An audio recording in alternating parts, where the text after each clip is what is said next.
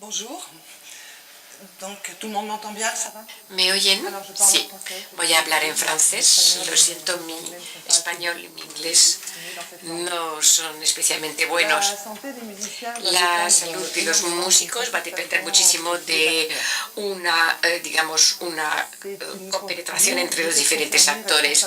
Ustedes, responsables de orquestas, les interesa porque la salud existirá a tres niveles. La salud en términos económicos, ¿por qué? Porque los problemas de salud de los músicos tienen un coste inmediato, con, digamos, bajas médicas, es decir, un coste económico inmediato. Después tendrán ustedes un papel a nivel social, lo hemos mencionado previamente, y alguien nos ha hecho una brillante demostración. La persona tiene que ser respetada en sus condiciones de trabajo.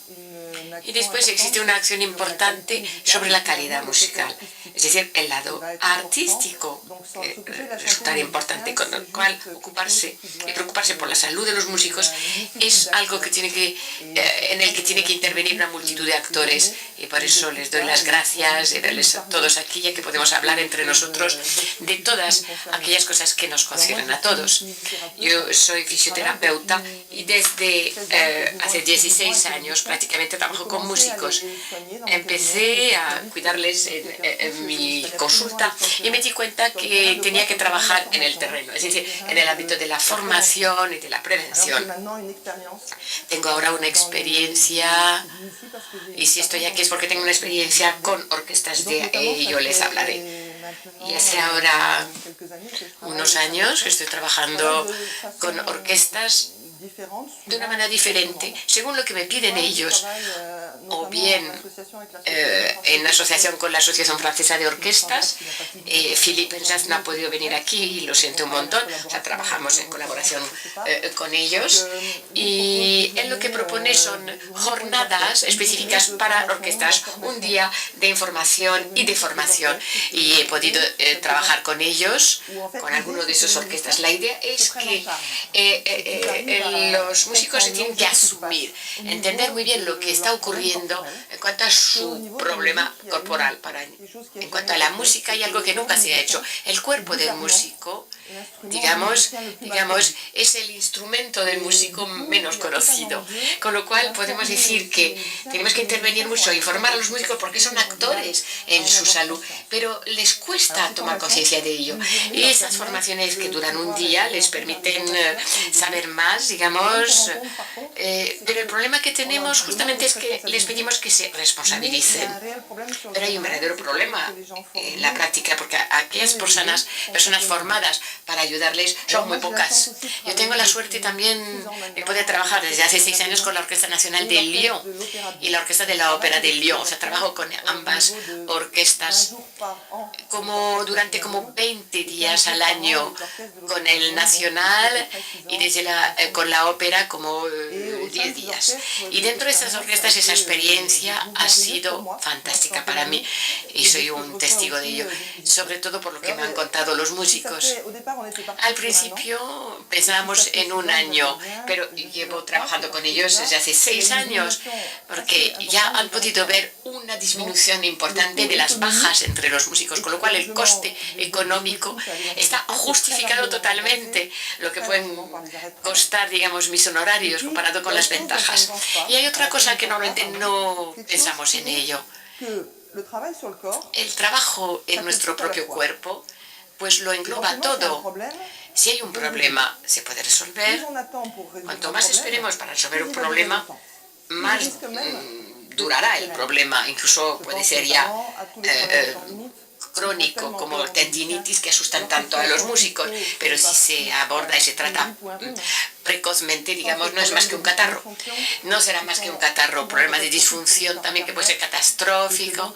Entonces, si se trata lo mismo pronto y en prevención mucho mejor, pues eso asusta ver hasta qué punto hay un aumento de esas patologías muy relacionadas, como se ha oído aquí, con la falta de formación, con la falta de respeto a nivel social. Se debe también a problemas de miedo, como lo hemos oído, con lo cual lo importante será formar a estos músicos. Y lo genial es que cuando trabajan sobre su cuerpo hay una dimensión que he descubierto desde hace 15 años y que estoy desarrollando constantemente. Es una mejora inmediata del sonido. O sea, cuando hablamos de postura, yo hablo más bien de gesto y postura del médico. Yo insisto sobre el hecho de que el gesto es importante y que la postura es un medio de llegar a un mejor gesto. Pero esa mejora del gesto musical tiene una influencia sobre el sonido inmediata. Cuando oigo a un instrumentista de la Orquesta Nacional de Lyon de muy alto nivel y que en 20-30 segundos cambia su sonido y mira su instrumento y dice, pero ¿qué pasa? Mi instrumento es capaz de sacar aquello. Cuando llegamos a este nivel, pues es un motor tan potente que se ocupará cada vez más de su propio cuerpo. Y es esta palanca que intento utilizar. Y desde hace 6 años estoy asociada con ellos. Al principio organizamos una conferencia de información. Era bastante difícil, les costaba escuchar. La conferencia era algo obligatorio, unos no tenían ninguna gana de asistir a ello, etc. Pero poco a poco ya se organizó de tal manera que montamos unos cuantos talleres de 10 años durante 3 horas. Y después tuve ese tipo de problema. Entre ellos no tenían ganas de hablar de sus problemas y me costó convencer a la dirección de que si de verdad quería obtener algún resultado con ellos, les tenía que tratar individualmente, no como fisioterapeuta. Bueno, sí, se puede curar algo rápidamente, sí, pero ese no era el objetivo. Es a nivel individual, para que puedan ellos expresar sus verdaderos problemas mentales, de estrés, etc. He tardado 4 años antes de que un músico que veo individualmente, para que acepte venir a verme para hablarme del pánico que tenía. O sea, les dan a ustedes la idea de su dimensión interior, lo que siente, digamos, el pánico este músico. Para él es algo como él pensará que es mediocre si tiene ese pánico.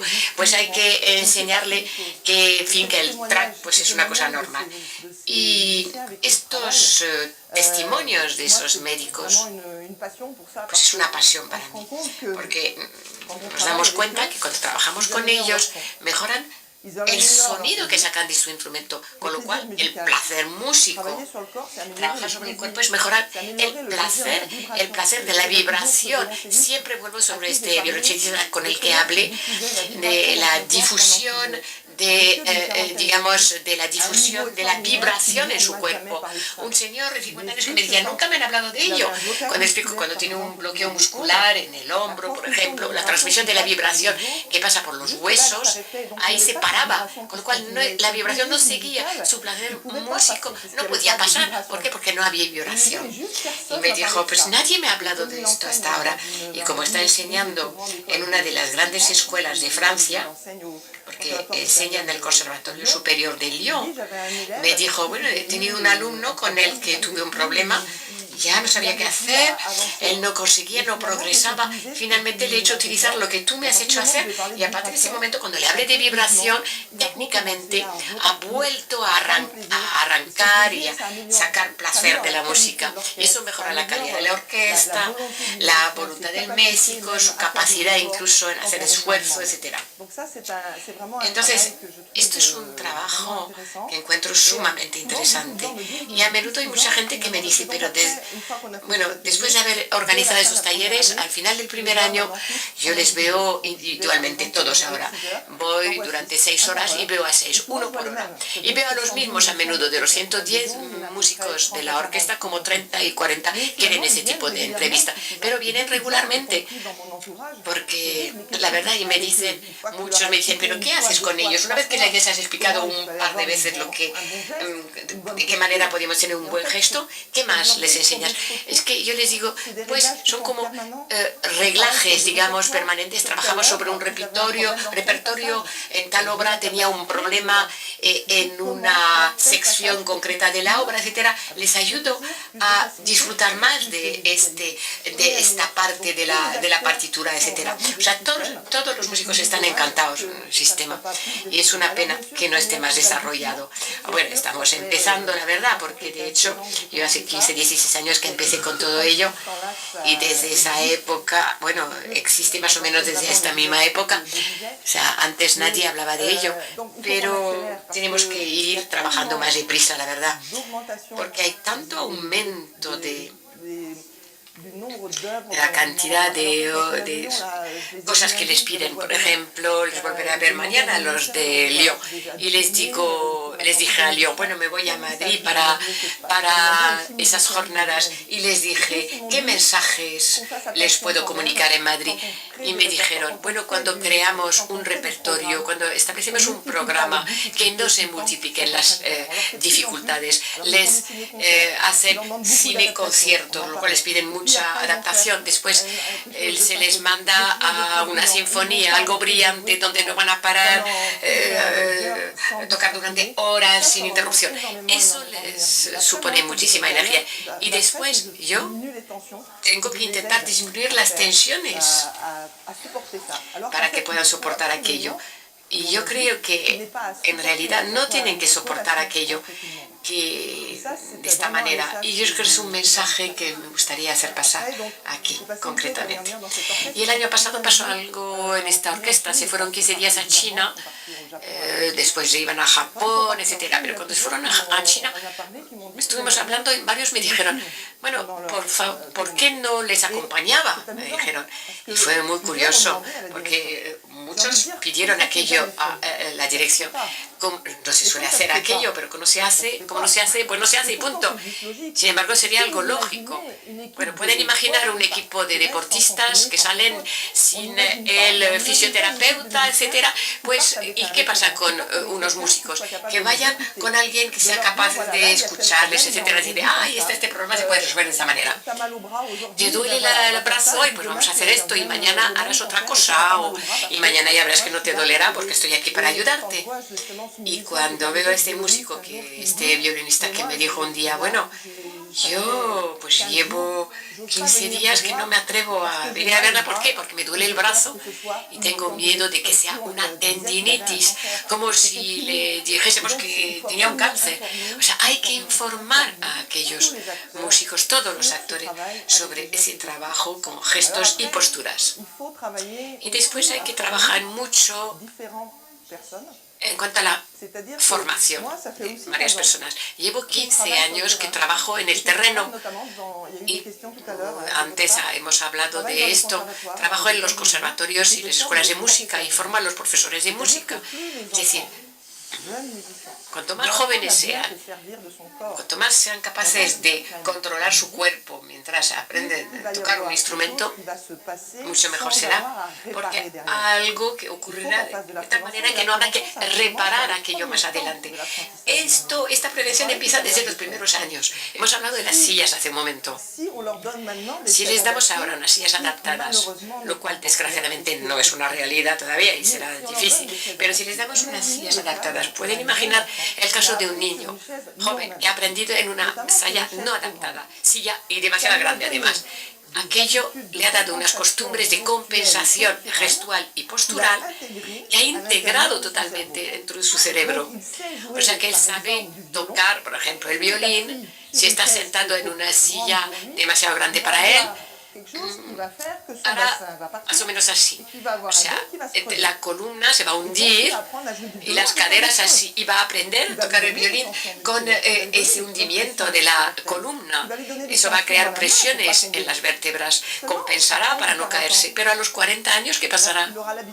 Tendrá ya costumbre de jugar, de tocar con el dedo en extensión.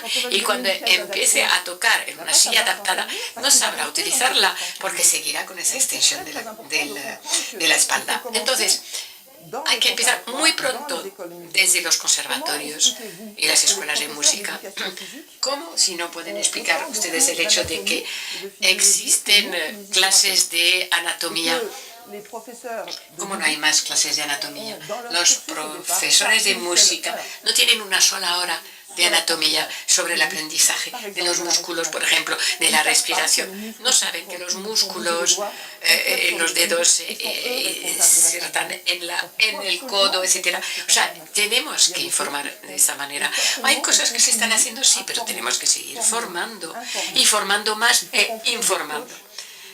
Tenemos que tener también un sistema de coach. Yo no encuentro la palabra más adecuada, es un término deportista, ¿no? Pero alguien que sea capaces de ayudarles, no curarles necesariamente, no un fisioterapeuta, porque si pensamos en un fisioterapeuta, una persona que pues que le va a hacer un pequeño masaje en el cuello, no, un fisioterapeuta en una orquesta no, sirve a tocar la música con su cuerpo, disfrutando y con toda su energía para que sea capaz de sacar todo su arte. Y tenemos que trabajar sobre la ergonomía y sobre lo que llamamos la ergomotricidad, es decir, la adaptación de la persona al trabajo que realiza. Pero para ello hay que formarle.